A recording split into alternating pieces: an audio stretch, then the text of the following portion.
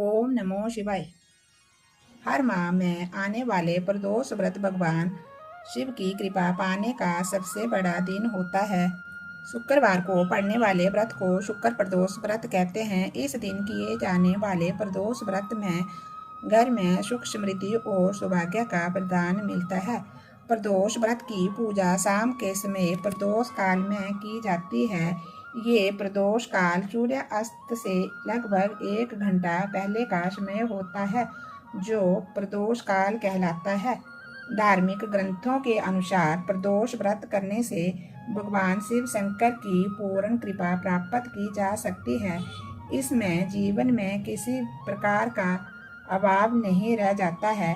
इतना ही नहीं, समस्त आर्थिक संकटों का समाधान करने के लिए प्रदोष व्रत अवश्य करना चाहिए।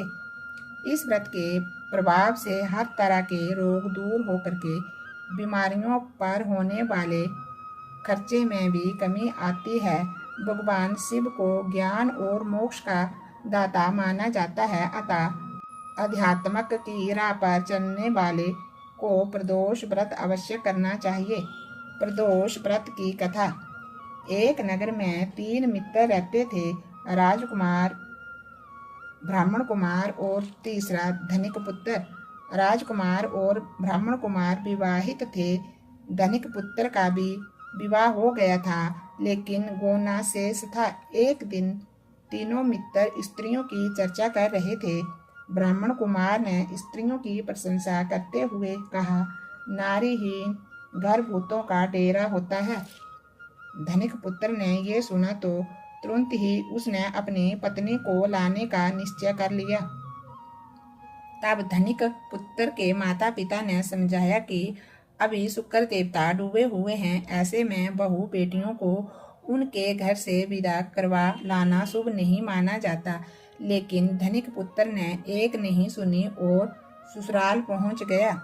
ससुराल में भी उसे मनाने की कोशिश की, लेकिन वो जिद पर अड़ा रहा और कन्या के माता पिता को उनकी विदाई करनी पड़ी।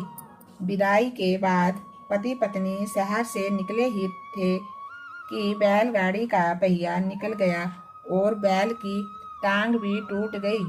दोनों को चोट लगी, लेकिन फिर भी वो चलते रहे। कुछ दूर जाने पर उनका पाला डाकुओं से पड़ा, जो उनका धन लूट कर ले गए। दोनों घर पहुंचे। वहां धनिक पुत्र को सांप ने डस लिया। उसके पिता ने वैद्य को बुलाया तो वैद्य ने बताया कि वो 3 दिन में मर जाएगा। जब ब्राह्मण कुमार को ये खबर मिली तो वो धनिक पुत्र के घर पहुंचा और उसके माता पिता को शुक्र प्रदोष व्रत करने की सलाह दी और कहा कि इसे पत्नी सहित वापस ससुराल भेज दें।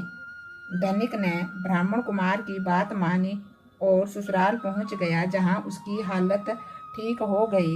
यानी शुक्र प्रदोष के महत्व से सभी घोर कष्ट दूर हो गए।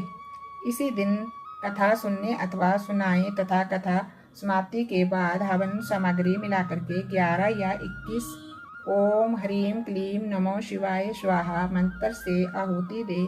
उसके बाद शिवजी की आरती तथा प्रसाद बांटे। उसके बाद भोजन करे। जहाँ कहा जाता है कि शुक्रवार को प्रदोष व्रत सौभाग्य और दाम्पत्य जीवन में सुख समृद्धि भर देता है। यही कारण है कि आज के प्रदोष व्रत का काफी खास माना जा रहा है। शुक्रवार के दिन पड़ने वाली इस प्रदोष व्रत से सुख समृद्धि मिलती है। बोलिए भोले बाबा की जय। ओम नमो शिवाय। ओम नमो शिवाय।